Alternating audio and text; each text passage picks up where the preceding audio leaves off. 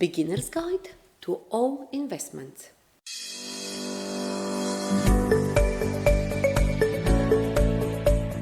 Hello and welcome to my channel.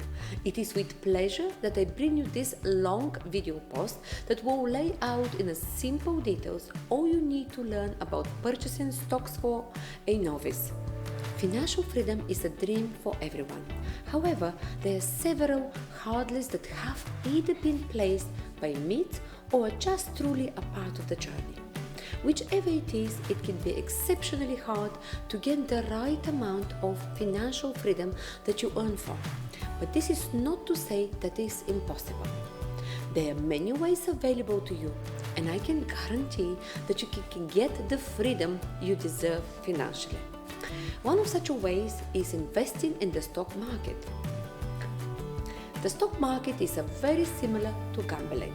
So, bear that in mind first. There will be many unlucky times and certainly lucky times. So you just need to be ready for them all. The stock market is huge, and like many of you know, several people in the world have succeeded from it. Many have achieved the luxurious life they dream of just by investing in the right stock. Now, in this post, and as I said earlier, this is a long one. I'll be giving my advice on what I know and understand about stocks. So, I have been in this stock purchasing business for a little under 5 years, and I have seen and I learned a lot from it. I'm a self-trained and a self-made woman, and I guess my success in business helped me to pick up the ropes easily. And from my experience, I can tell you that you can do the same if you only commit to it. And I would like to give you a few tips to know beforehand. Before I get down to business, I would like to give you some quick tips or truths which you need to place in mind while entering stock investment. The first truth to accept is that you won't always win. Accept it now and will welcome it with open arms. You will lose possibly a lot, but as they say, it only takes one win to be successful. The next truth is that no one ever has full mastery of what stock will succeed. So because A has been on a nice winning streak and speaks a lot about the stock market doesn't mean A is a master at it. It just understands the ropes and it is using it, not like they can fully tell in depth what the stock market will look like tomorrow.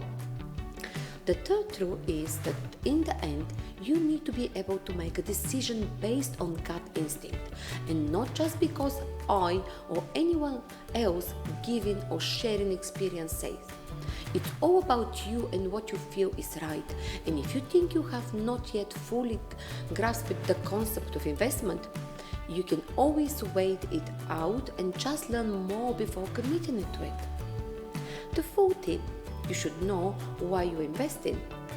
Do you want a regular passive income or retirement plan or just to watch your assets grow? So understanding what you want from the stock market is an essential step before you can truly delve into the intricacies. The fifth point, you should never invest your life savings. Not ever. Okay, the risks are high. So when you invest, it should be a portion of your saving and not the entirety of your cash reserves. And because there are risks, and it's wise to keep a regular cash flow until you make a big break and get that dream life. The sixth point is to know your tolerance. So simply judge yourself. You should understand your emotional or tolerance state if you are going to do a long-term or a short-term investment strategy. Are you likely to get scared then to the stock prices dip and trust me, they will? Or are you fully prepared to watch the rise and fall of the stock market until you get the price you are aiming for? These are good questions to ask and understand. The seventh point is a flow over from the sixth. Once you understand your risk levels, you also need to understand that because a stock drops or because the value crashes, it doesn't change the value or the productivity and growth of a company. The fact is there will always be crashes, but you only lose when you sell. If you never sell, you can never be regarded as having lost in the stock trade. And you really should not be bothered by what happens in the trade market, because there will always be a rise and falls in a certain fact, and it comes each year and every 10 years or so. So be prepared for that. The 8th point is the crash of the market, which is inevitable. It's not a period for you to panic and worry, but a period for you to buy. This is not compulsory, but it's a gold mine of an opportunity to gather more. I have a video, buy, sell or hold your stock, and I explain what should be the reason for you to buy, hold, to sell a stock. You can check that out to understand even more. I'd like to mention the types of investment. Now that I have got all these tips out of the way, it is time to learn about the types of investments open to you. Let's start with real estate. You must have heard of that. Now, there are a lot of big explanations and terminologies that explain the concept of having real estate as your investment, but I'll just break it down. I think the real estate investment option is amazing. Land will always be in use, and there are very few reasons why your land will ever start to lose value. Land always appreciates, and it's just a profitable investment 70% of the time. But there are cons to this amazing option. The biggest con would be that you cannot easily liquidate your real estate investment, unlike most other investment options where you can just click a button and you are sold of your investment. It doesn't work the same way with real estate. You can't just buy a house or a land and immediately sell it off. It takes time, and that means your investment is tied down, and this generally makes it a long-term investment option for those who do not need the money now but would just like to see it grow for maybe a retirement time or for some future time when you may need it by not really in a hurry. Stocks are an easier alternative. It is all about owning a share of a company. So these companies are always public, and they are open to the everyday man to invest in. Now, investing in stocks is a bit complex since you have to note each company, their profit, loss, growth, future progress, and new ideas and innovations. Everything is an open book for these companies, and you just have to take the time to learn about each one and pick that one that you think will do well for a long time. A major pro to stocks is that you can diversify your investments. They are not just limited to a sector or a country or city, but you can spread your net and end up owning bits of several thriving companies around the world. This is actually a really useful tip for those who want to succeed in stocks. Diversification is key. The ability to have an income from various sectors ensures that even when one line is down, another line could be doing exceedingly well. What is bonds? There are several bonds like the government bond, the junk or debt bond, and them there like corporate bonds. I will take them all briefly. Government bonds are securely fixed income source where you lend money to the government and they pay you interest over a year or a couple of years. They are more secure and like really low risk of losing your money or going at a loss. Corporate bonds follow the same principle, but they are moderate risk since companies can default and have bad years. While junk or debt bonds are high risk since they involve new companies which are not secure. But there is a catch. Low risk investment like the government bonds yield less profit, and high risk investments such as junk bonds are big income sources. There are several investment options available, and you can take your time to go through each one. But the three I mentioned all are those rocking the world and are older, more trusted investment options. Some other options are forex trade and bitcoins. Investing in stocks. Let's just give you some tips.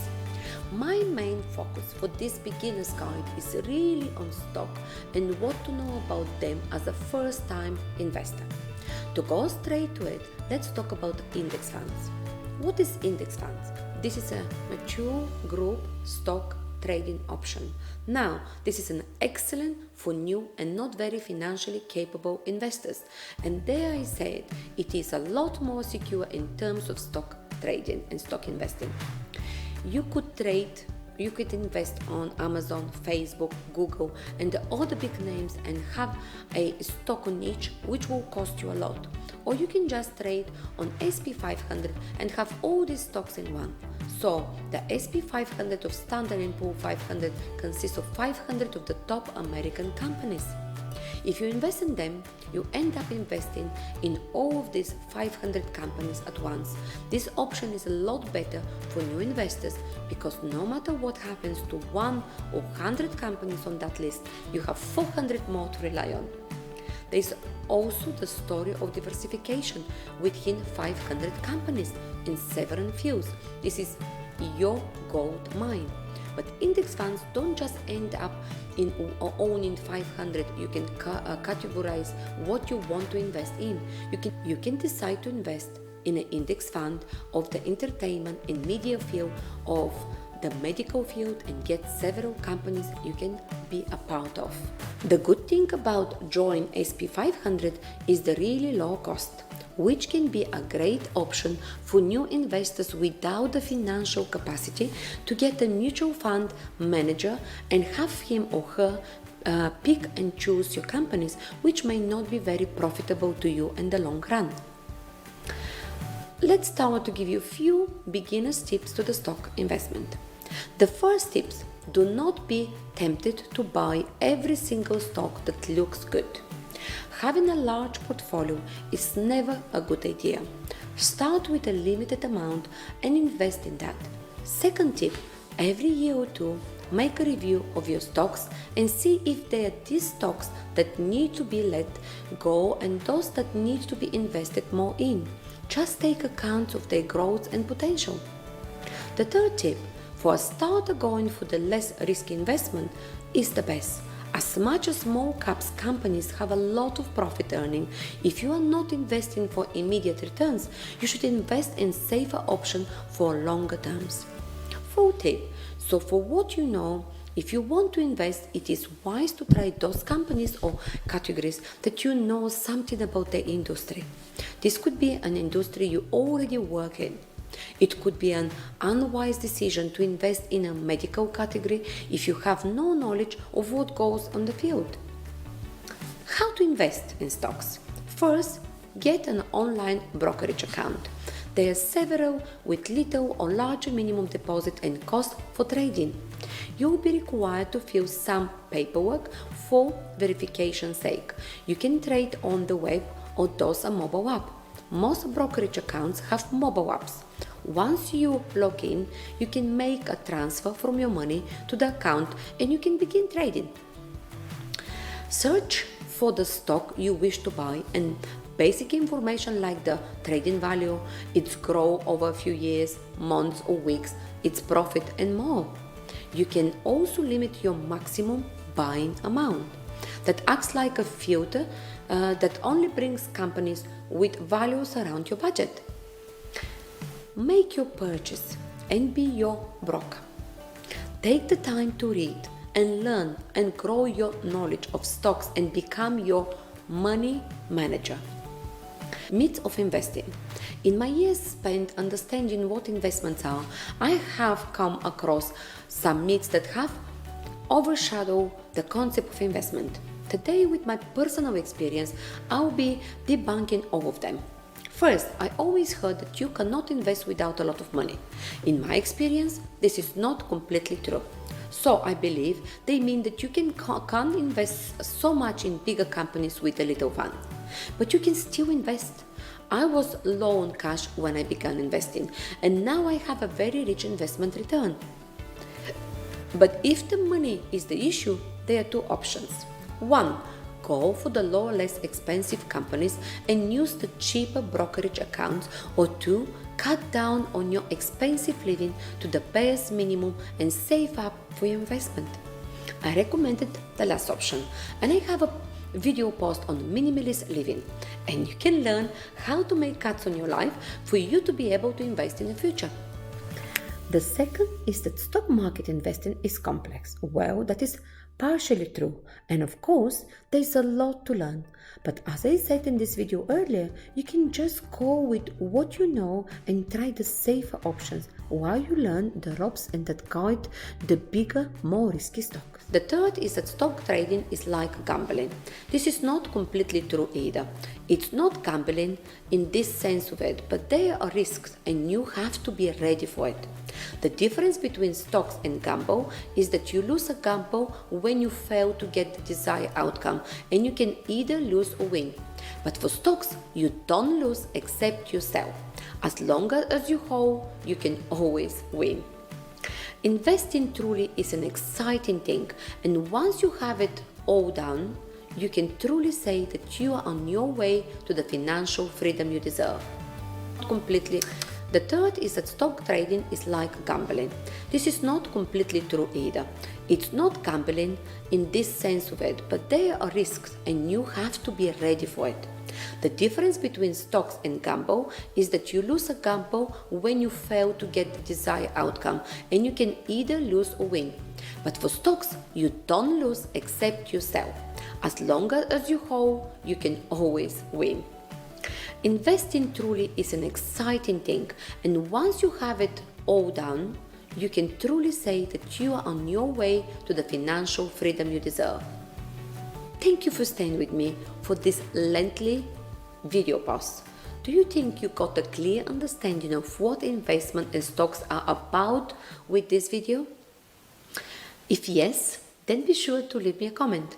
You can subscribe to my channel to get more tips on how to invest, more financial tips, business tips, motivational tips.